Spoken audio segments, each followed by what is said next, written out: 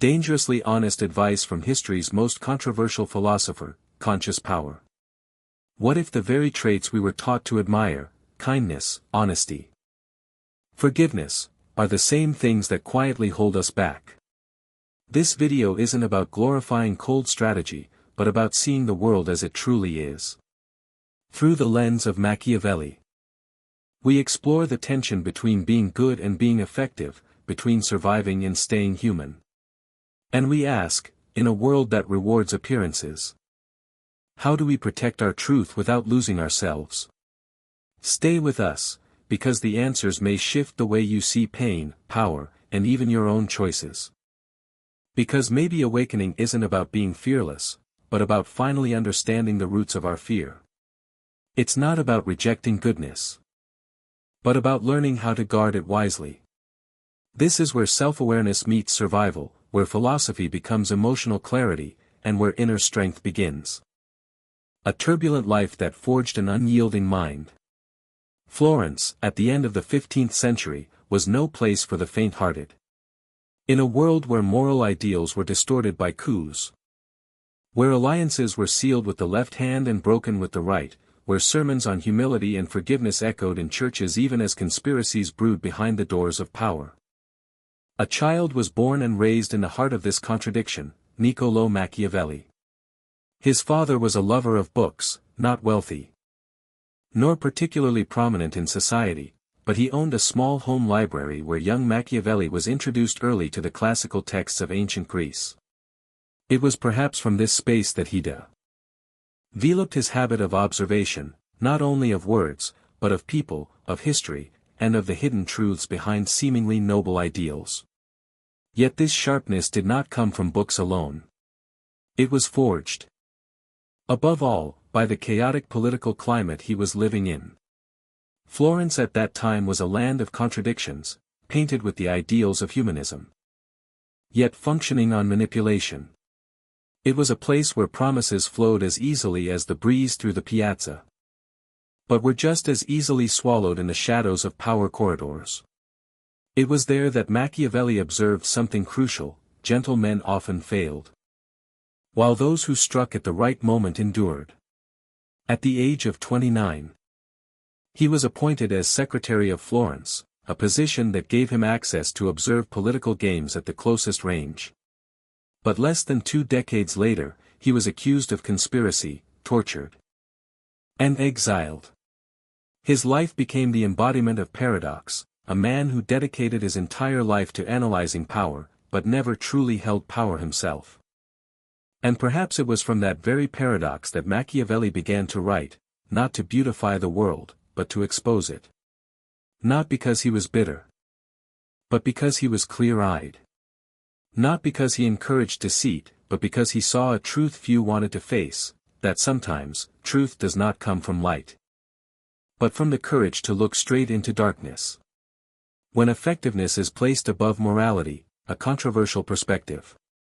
In 1513, during his exile in the rural village of Sant'Andrea, stripped of power, stripped of reputation, Machiavelli began to write.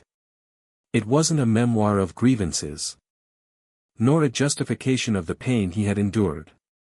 Instead, he wrote a book that remains fiercely debated to this day, The Prince.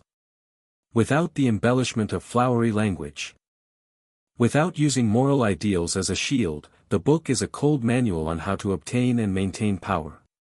To Machiavelli, a leader does not need to be good, he needs to be effective. He did not deny the value of loyalty, compassion, or mercy. But he raised a question that struck at the core of morality. What happens when these virtues get you destroyed before you can even protect what you believe in? In The Prince, he compares rulers to animals. One must be strong like a lion to face enemies, but cunning like a fox to avoid traps. Ideals are beautiful only when they don't get you killed. In a world where the good are constantly outwitted by those who pretend to be good, he argued that a leader must learn to pretend as well, if he wants to survive. His writing did not advocate cruelty, but it did not shy away from acknowledging that sometimes evil, used in the right way, can prevent even greater harm. To him, morality could not be a rigid, unchanging rule, it needed to adapt to reality, and at times, give way to effectiveness. This viewpoint made Machiavelli a symbol of cold pragmatism, some even branded him a friend of the devil. But if we look closely, The Prince is not just a book about ruling. It is a mirror, reflecting the truths of a society that people often try to romanticize. And sometimes, it is only the bare truth that has the power to wake us up. When the image of Jesus becomes a symbol of political failure. If there's one reason why Machiavelli seemed out of place in his time, it was his fearless gaze into the very ideal society clung to. One of the most provocative and unsettling aspects of his thinking was his treatment of Jesus Christ, not as a sacred figure of sacrifice and virtue, but as a political symbol of failure. To Machiavelli, the story of Jesus was not one of triumph in human terms. It was the story of a kind, humble man who lived with love and forgiveness, yet was betrayed, condemned, and crucified. He didn't see Jesus as a spiritual savior, but as a character in the brutal game of reality. And from that perspective, Jesus was not a model that leaders could safely imitate. Not because Machiavelli disdained goodness, but because he understood how fragile it was in a world driven by ambition and power. He once wrote, "Good men are often defeated by those who know how to pretend to be good." And if that's true, then being good is not enough. Sometimes, it can even endanger both the individual and the community they seek to serve. To many, this idea was offensive. But to Machiavelli, it was honesty. He wasn't writing for heaven, he was writing for earth. He didn't dream of a perfect world, he observed a world running on contradiction. And he asked, with an ache beneath the logic, how can a person live ethically without being devoured in a society full of deception? In that light, The Prince isn't just a map of power, it's a warning, that if we carry gentleness within us, we must learn how to defend it. Not through blind faith, but through awareness. Not through illusion, but through open eyes, even if what we see is painful. Between love and fear, which helps us endure longer in the eyes of others? There's a question that has haunted leaders throughout history: is it better to be loved or to be feared? And Machiavelli, with his famously cold clarity, offered an answer few are comfortable with: if you cannot have both, it's safer to be feared. This was not advice for tyrants. It was the measured observation of a man who had seen countless political alliances fall apart under the fragile weight of affection. For in Machiavelli's eyes, love is unstable.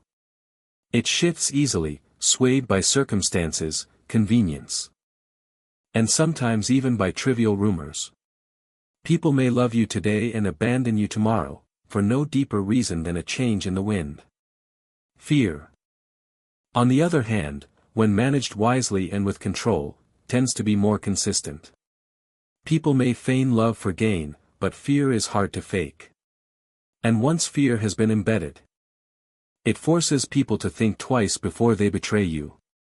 Still, Machiavelli did not advocate for blind brutality. He emphasized that the greatest danger was not being hated, but being despised. A wise ruler, he said, must instill fear without breeding hatred, maintaining respect by balancing punishment with reward, firmness with grace.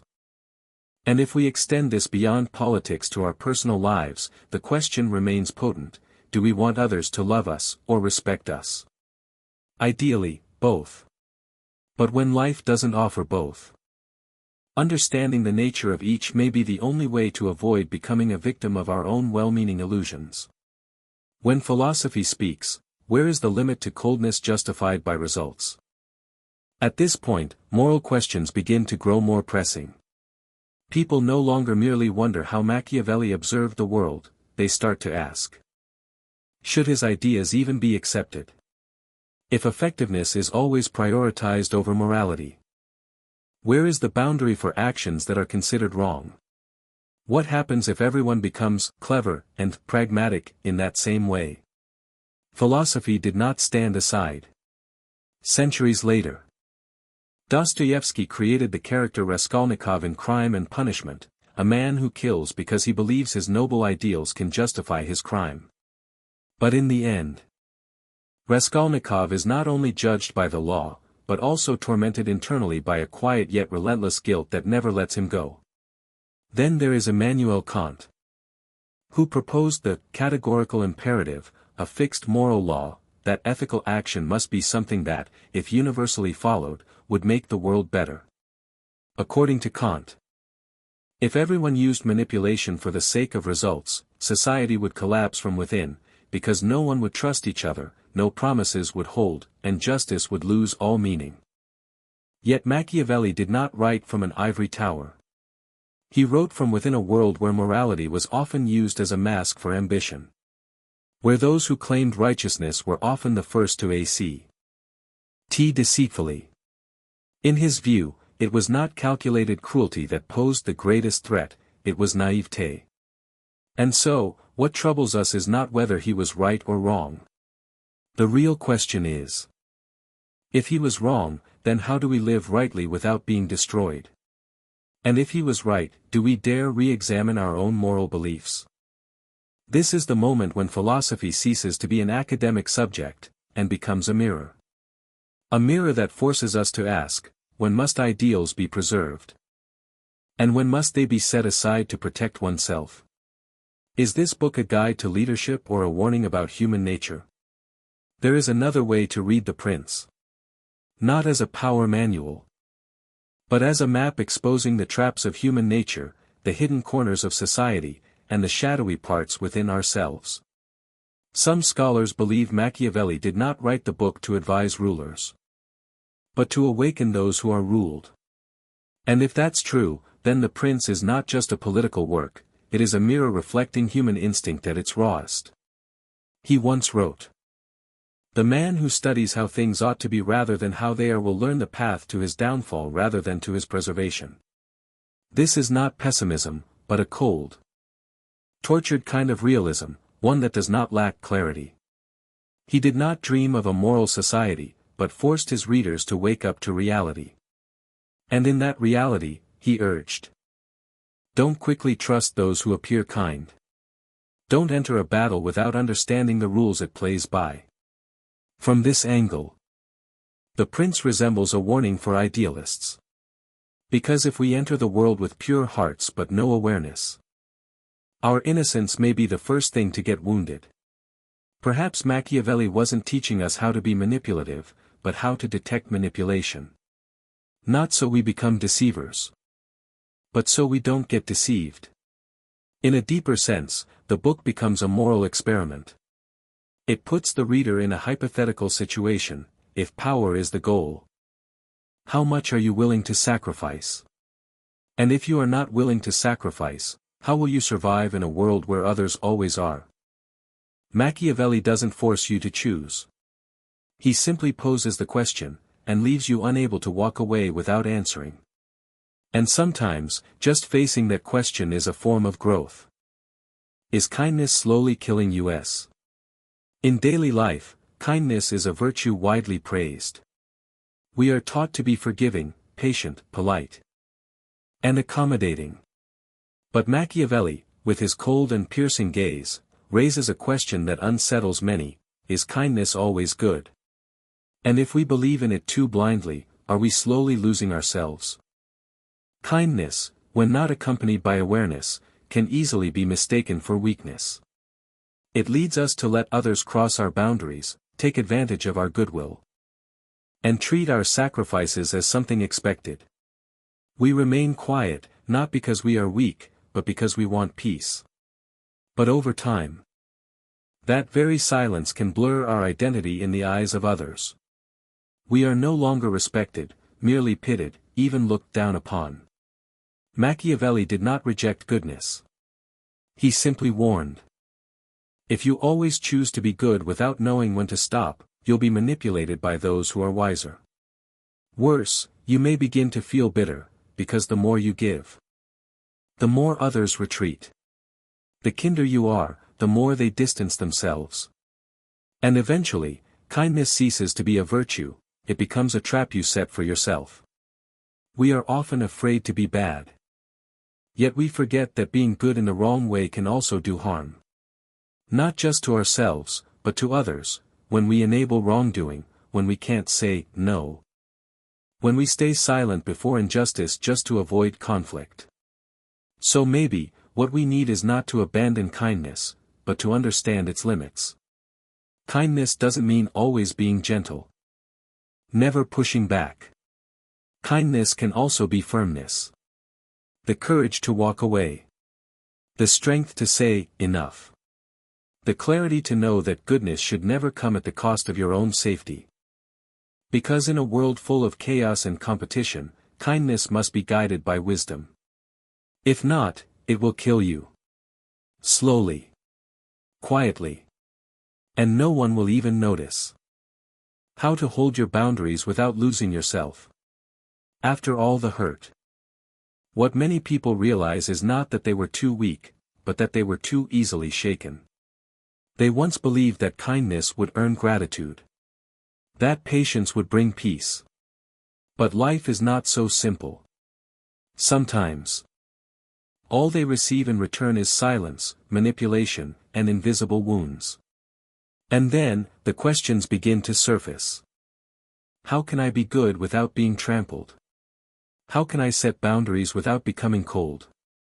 Machiavelli, though he never spoke in terms of healing or therapy, offered a powerful message. Power is not just something to be gained externally, but something we must preserve internally. Those who cannot protect their own boundaries will eventually lose themselves. Yet, if we build walls too high, we risk isolating ourselves in loneliness. Holding your boundaries doesn't mean shutting out the world. It's a conscious way of living. It means knowing that not everyone deserves your listening ear. Understanding that not every apology must be forgiven immediately. Learning to say no without guilt. Realizing that protecting your inner peace is not selfish, but perhaps the most noble thing you can do for your soul. True strength isn't about being invulnerable, it's about walking through pain without losing your softness. Standing up without becoming rigid. Knowing when to retreat, and when to say, that's enough. Because if you don't define your own limits, the world will define them for you. And when that happens, you no longer have control, only exhaustion. So the real question is not how good you are, but how much of yourself you can still preserve after every blow life throws at you. Machiavelli. A liberator of thought or the architect of a cold world? Since the publication of The Prince, Machiavelli has been labeled in many contradictory ways, a ruthless strategist. A pioneer of political thought, a forerunner of modern political scheming, even an author who wrote with the devil's hand. Yet amid all this controversy, one undeniable truth stands out. He forced the world to look at itself, not through the lens of idealism, but through the raw reality of human nature. Some hate him for saying what everyone thinks but no one dares to admit. Others admire him for tearing down the moral facade to expose the mechanisms beneath society's surface. And some fear him. Because he made them realize how fragile trust can be, how easily kindness can be used as a cover for ambition. But if we take a step back, we'll see. Machiavelli didn't teach people to be evil. He simply stated that the world doesn't operate according to what we wish. And if we continue living in illusion, we'll become prey to those who understand the rules better than we do. What made him remarkable was not that he praised cruelty, but that he offered a choice: if you want to do good, you must first learn to survive. If you want to build a beautiful world, you must first understand that you're standing in one that's far from beautiful. And that question, the cost of truth, the boundary between realism and idealism, still carries weight today. Was Machiavelli a catalyst for awakening? Or a champion of cold indifference? Or perhaps the real answer lies not in what he wrote, but in how we choose to interpret and apply it, thereby shaping the future ourselves. Can we be kind without being crushed by life? This question sounds simple, but it weighs heavily on millions of people navigating complex relationships, unclear boundaries, And a society that demands us to be both gentle and sharp. In Machiavelli's world, kindness wasn't a priority. He believed effectiveness should come first, and if kindness got in the way, a leader had to let it go. But does this idea apply to all of us? We are not all rulers, but each of us makes decisions daily, in family, in work, in love, and in private inner conflicts no one else sees. When our kindness is exploited, when our silence is mistaken for weakness, when our forgiveness fails to earn love but only brings pain, we begin to wonder, was I wrong to live kindly? But perhaps the issue isn't that we're too kind, it's that we don't fully understand the strength in our kindness. Kindness doesn't mean giving others whatever they want. It doesn't mean always smiling, always yielding, always tolerating. Kindness is having the courage to do what's right, even if it doesn't please everyone. Kindness is standing firm in your values, even when others try to distort them. Kindness is knowing how to protect yourself before trying to save others from harm. So yes, we can be kind without being overrun by life. But to do so, we must be braver than we think. Brave enough to recognize when weakness hides beneath kindness. Brave enough to stop seeking validation from those who were never sincere. And brave enough to believe that kindness, when coupled with awareness, is a powerful form of strength. Dismantling the myth, kindness does not mean weakness. Society often imposes a mold on the kind: be soft-spoken, agreeable, never angry, never say no. And so, kindness gradually becomes synonymous with weakness. People start to believe that if you're helpful, you're easily manipulated. If you're sincere, you're bound to be hurt. If you're kind, you'll surely lose in this game of life. This is one of the most dangerous misconceptions, because it makes those with beautiful hearts begin to doubt themselves. They become guarded. They learn to hide their kindness to avoid pain. Eventually, they grow cold, not because they want to, but because they've been misunderstood too many times. But the truth is, kindness and weakness are not the same. Some are gentle because they are afraid, and some because they are so strong they don't need to prove anything. Some stay silent out of fear, and others out of composure. Real strength isn't found in the ability to hurt, but in having the ability, and choosing not to. Machiavelli once wrote, "Men are so simple and so dominated by immediate needs that a deceitful man will always find plenty who are ready to be deceived." Yet he never denied the value of integrity. He merely reminded us. To live with integrity, one must understand the nature of life. Don't use kindness as an excuse to ignore your personal boundaries. And don't use toughness as an excuse to suppress your true emotions. Kindness doesn't make you weak. What makes you weak is forgetting what you live for. So if you choose to live kindly, remember, you don't need to prove anything to anyone. Just be clear. Clear about your values. Clear about your limits. Clear about who you want to be, even when the world around you doesn't understand. The meaning of life isn't found in winning over others, but in not losing yourself. We live in an era where victory is measured by visible things: reputation, status, wealth, likes, and applause. In that race, many begin to think life is a competition, and if you're not winning, you're losing. But eventually, after grasping all the things once dreamed of, some realize, if you traded yourself to win, what exactly have you won? Machiavelli didn't speak directly about the meaning of life, but his philosophy raises a powerful question. If everything you do is to gain power, then once you have it, what will you use it for? And if in getting there, you've lied, manipulated, stepped on others, will that outcome ever truly satisfy you? Life is not a one-round game. And humans are not just players, they're the ones who shape the rules. Maybe you don't choose the easiest path to victory, but you can choose the path that gives you peace when you look back.